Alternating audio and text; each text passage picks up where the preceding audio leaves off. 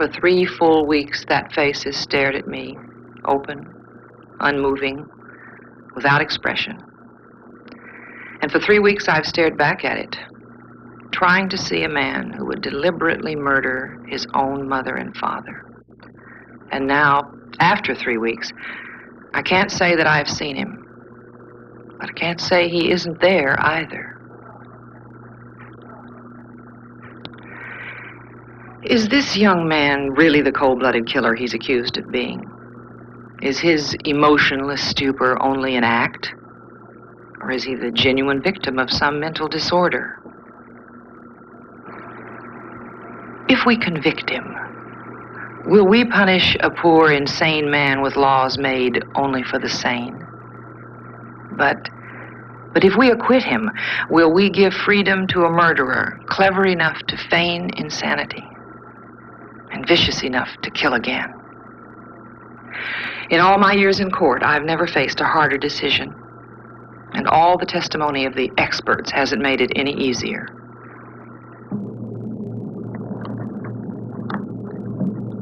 I've asked you here to summarize the testimony that each of you has given in court. Dr. Hartshorn, will you begin? Your Honor, based on the results of several widely recognized tests, I believe the defendant is capable of distinguishing right from wrong. In my opinion, he may stand trial as a sane person.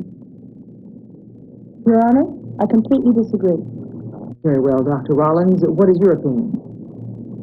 Your Honor, this young man is so totally lost in his own world that he's incapable of knowing the consequences of his smallest act. I long ago discarded the use of tests. I based my judgments on several personal encounters with the patient, and after several such meetings, I can professionally state that this defendant cannot be held responsible for his crime. Your Honor, that's completely unrealistic. Well, Dr. Smith, Dr. Hartshorn thinks our defendant is sane. Dr. Rollins feels he isn't. With whom do you agree? With neither, Your Honor, and with both. You see, the mind's perception of right or wrong is far too subtle an affair to be labeled either sane or insane. I mean, who are we to say that anyone's notion of morality is inferior to our own? Let me just cite a few examples. In 1965, a young gentleman was brought to me. Our murder trial is a fictitious one, but the debate over sanity and insanity is quite real. It all began in 1843 when an Englishman named Daniel McNaughton went on trial for murder. It wasn't an ordinary murder case. For one thing, McNaughton's intended victim had been Sir Robert Peel, the Prime Minister of England. McNaughton's shot missed and killed Sir Robert's secretary instead. But McNaughton's motive for his crime was also rather unusual. He firmly believed that he alone was being persecuted by an entire political party, the Tory party, headed by the Prime Minister. So the McNaughton case was that of a man who'd committed a murder for a reason that was clearly insane. If McNaughton had not been insane, would he have committed the crime? The court's answer was no. McNaughton was acquitted.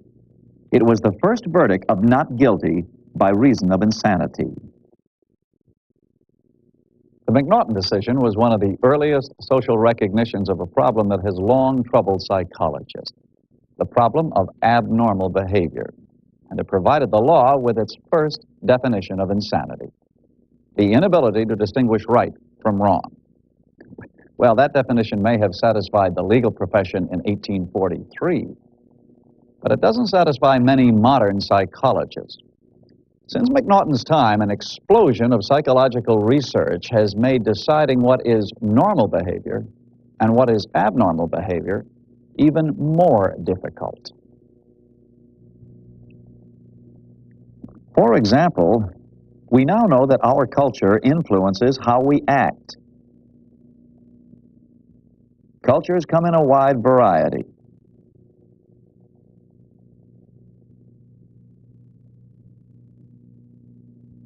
What's considered abnormal behavior in one may be quite all right in another.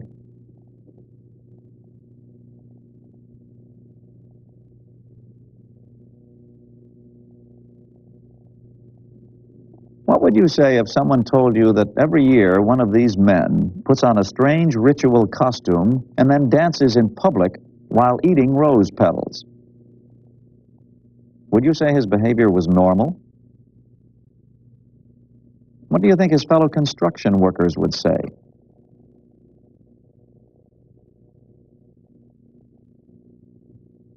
Well, this man is also a construction worker, but he lives in a Muslim Buddhist culture on the island of Bali.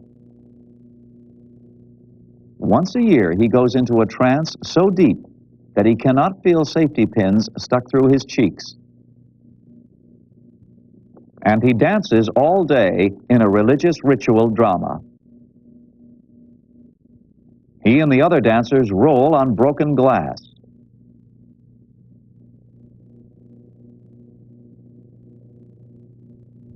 They tear open coconuts with their teeth.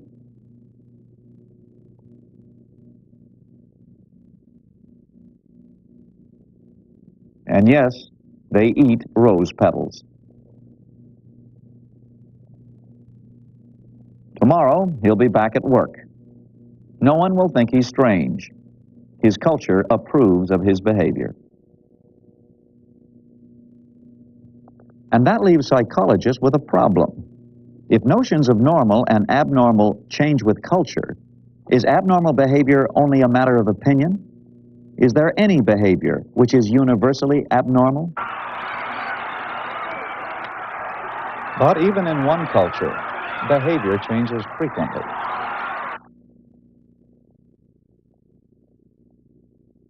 We adjust our behavior to time and place and circumstances. What's considered normal at one time might be abnormal at another. It depends upon the situation. Actually, we usually consider behavior normal when it's what we call appropriate. That is, appropriate to the situation, in our opinion. So perhaps normality is also only a matter of opinion. Maybe opinions are all we have for judging human behavior.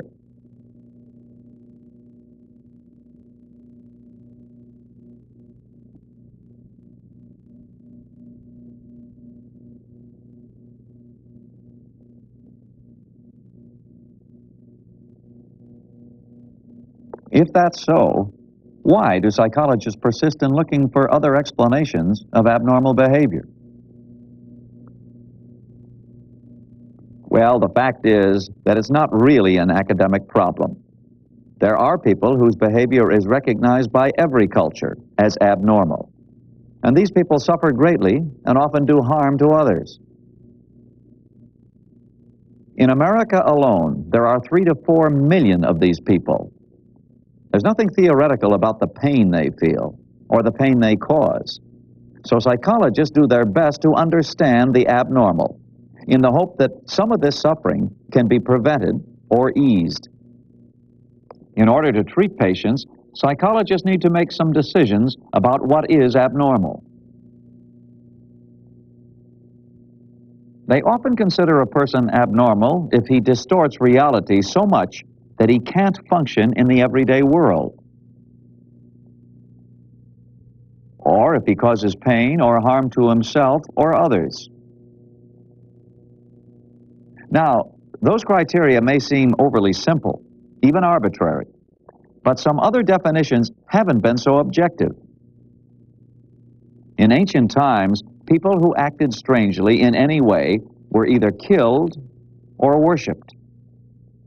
Their behavior was said to be the work of gods.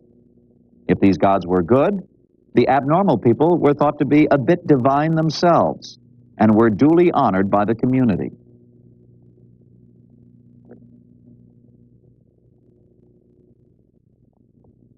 Perhaps the most famous of these was the Pythia of ancient Greece. She was a prophetess chosen from the country girls around the city of Delphi. In her sanctuary, she inhaled sulfurous fumes which rose from the earth and fell into a raving delirium the Greeks believed was a visitation from Apollo, god of prophecy. As she raved and ranted, mighty kings and ministers gathered around to lay before her decisions of state, for they believed the Pythia could foretell the future. But more often than not, the ancients believed that abnormal people were possessed by demons, evil spirits which threatened the community. And superstitious communities rarely took chances with anyone who threatened them. What they could not understand, they immediately destroyed.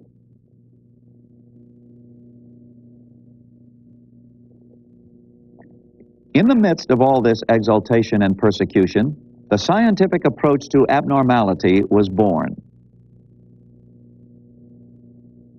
Its father was the famous Hippocrates, the Greek physician for whom the Hippocratic Oath is named. Hippocrates' theories about abnormal behavior were uncannily modern. He carefully observed and recorded many symptoms of mental disturbance and concluded that they were physical illnesses, not the whim of the gods.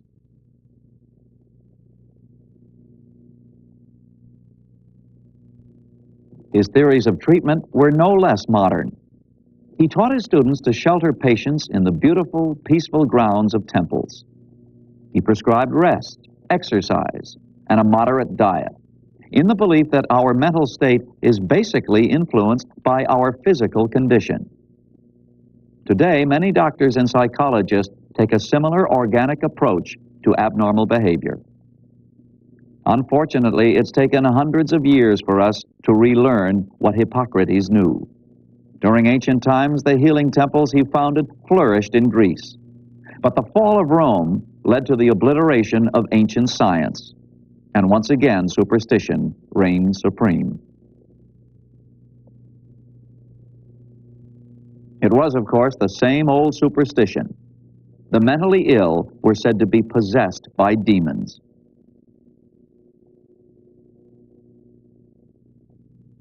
But something new had been added: Christianity.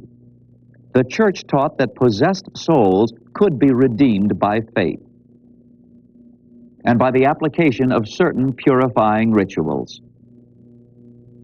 These rituals were the new theological science of exorcism, which drove out demons and saved the soul, but only at very great peril to the flesh.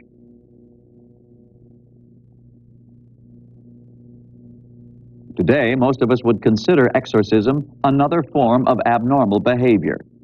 But throughout the Middle Ages, its therapeutic value was unquestioned. Of course, it couldn't save everyone.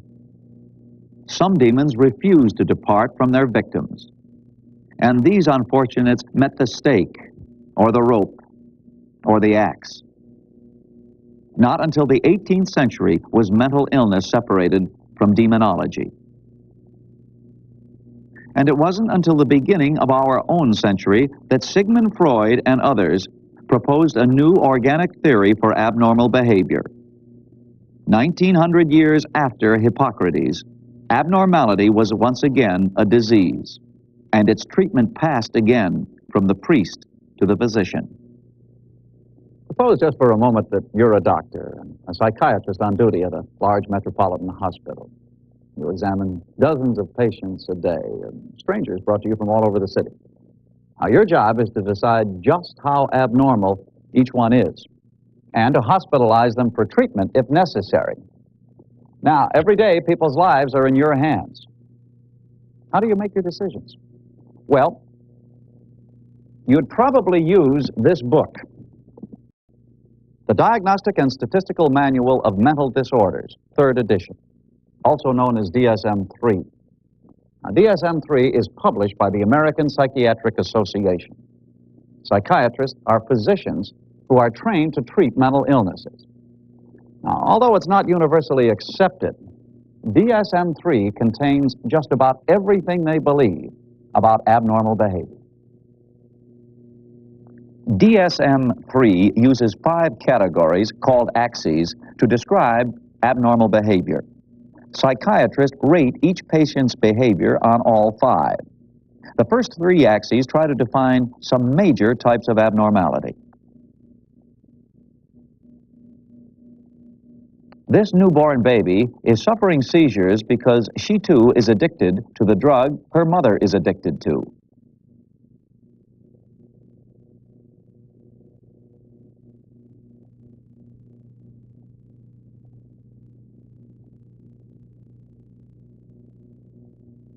Drugs can cause many distortions of behavior. They interfere with the normal functioning of the brain and nervous system. They alter the mind as well as the body, temporarily, or sometimes for life. DSM-3 assesses all disorders with a physical cause, from drugs or accidents, diseases, congenital brain damage, anything which alters our physical being. Axes 1 and 2 deal in part with some very different problems. Many people who are in perfect physical health can still behave quite abnormally under the right circumstances.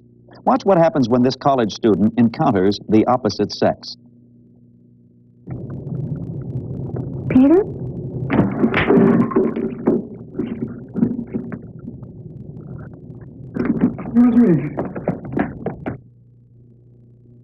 Was Peter just startled by the girl's voice? Not at all.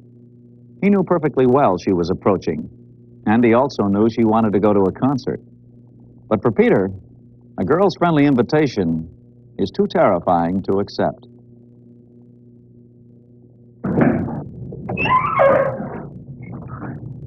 What happened? You ran away so fast I didn't know what happened. I spilled the ink on me. Look, I'm filthy. I tried to get the ink off. It's red. Oh, come on, you can get another set. Look, what do you say we forget the library for tonight? We go over to that concert. Oh, no, I couldn't. I mean, I've got to try and get this shirt clean, you know what I mean? I gotta go. Back in his room, Peter is still fearful and anxious. He washes his hands, and he'll wash them again, and again, and again, long after they're clean. It's clear that he has two problems. He's afraid of girls, and he's also abnormally concerned with cleanliness. A psychologist would probably say that both problems are related.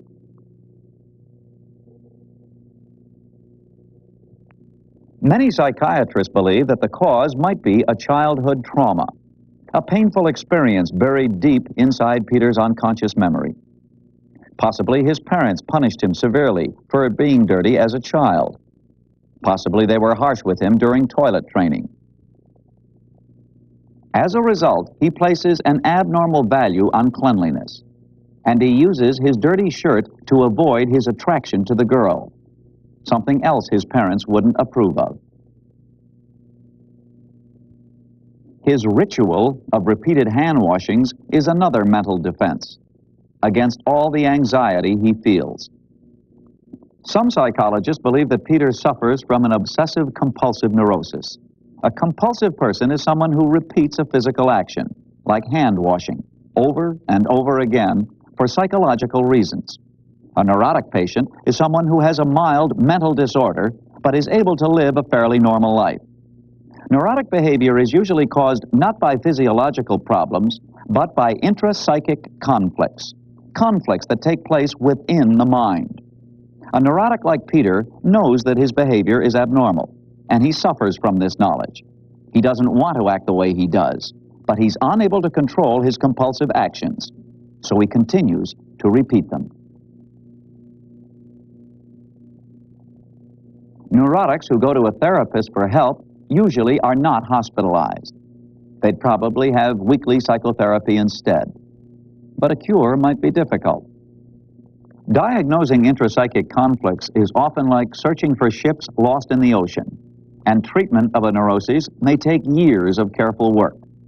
Physiological and intrapsychic problems are contributing factors in abnormal behavior.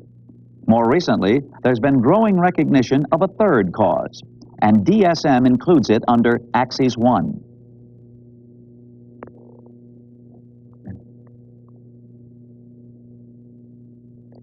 Some of these people may be alcoholics. Alcoholism is a terrible American problem. Excessive drinking may begin when people just can't handle the pressures of their social environment.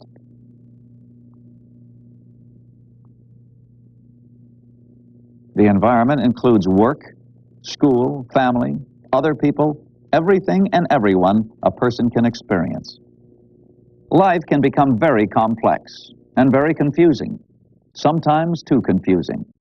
People may feel trapped or out of control of their lives. To ease the fear these feelings bring, they may turn to alcohol or to many other safety valves, distractions outside the realm of normal behavior.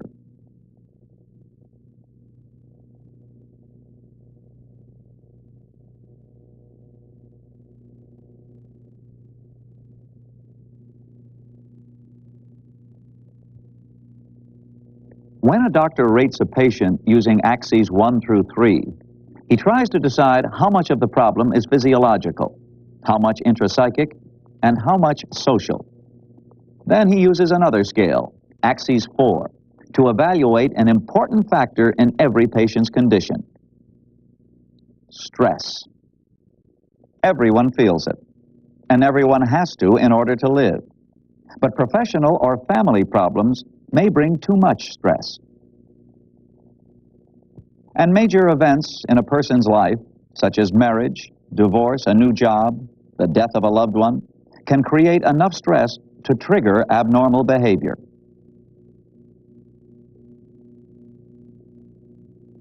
And then the physician must decide what's wrong and what's to be done about it.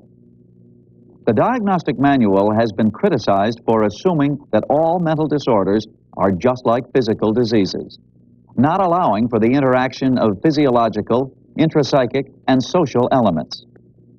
The third edition is still controversial, but it's tried to refine its approach to help therapists get a picture of each patient's physical, mental, and social circumstances, a complete portrait which may improve diagnosis and treatment of the worst behavior disorders.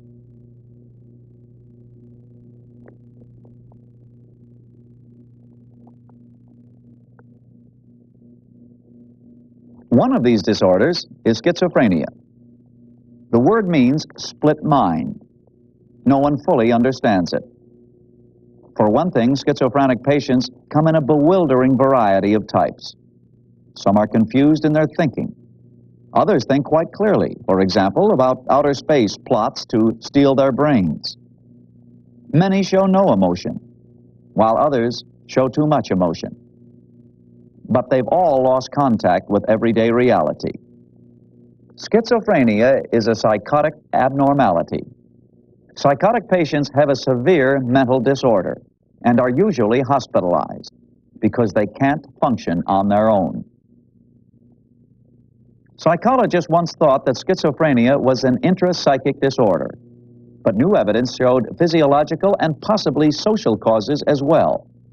Probably all three factors play a role in most cases. Diagnosing schizophrenia is difficult. One reason for the design of DSM-3, and also why legal insanity decisions are so difficult to make. But they must be made. Every year there are crimes, sometimes horrible ones, committed by people who claim, when caught, that they're psychotic and therefore incapable of controlling their own behavior. Their lawyers try to convince a judge or jury that this is true. If the lawyers succeed, the accused is hospitalized for treatment instead of sentenced to prison or death. The evaluation process is long and difficult, and frustrating to those who want justice to be sure and swift. But diagnosing abnormal behavior can never be sure and swift, especially when someone's fate hangs in the balance.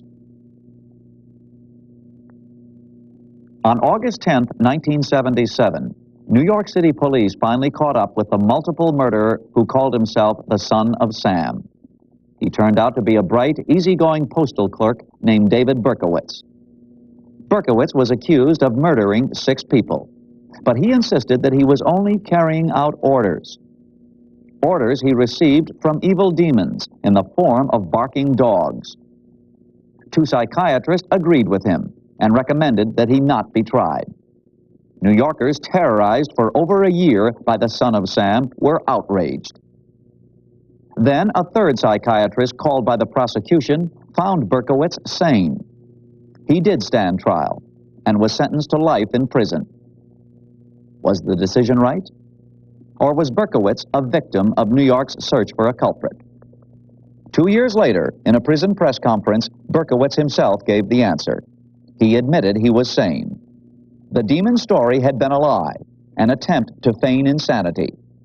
The decision had been correct. But the legal insanity decisions are sometimes not correct. Some defendants who have been hospitalized and treated kill again after their release from care. But the courts and the examining psychiatrist must do their best, and not only in sensational murder cases. Psychiatrists give opinions in over 1 million legal cases every year. Some cases are bitter divorce battles. Some are hotly contested child custody suits, with one parent disputing the other's competence in caring for a child. And sometimes court cases are brought by children against an aging parent. The children, adults themselves, claim that the parent is no longer mentally competent and can't manage financial or personal affairs. These tragic cases seldom make headline news, but the need for accurate diagnosis is just as difficult, and the results as serious. Suppose you're a judge. The decision is yours. Sane or insane? Well, maybe it's both. An answer like that wouldn't help a judge. But it does reflect current psychological thinking, even though insanity is a legal and not a psychological term. After all their research into the worlds of normal and abnormal, psychologists have concluded that most of us spend some time in both. And we probably aren't quite as different from a criminally insane defendant as we'd like to think.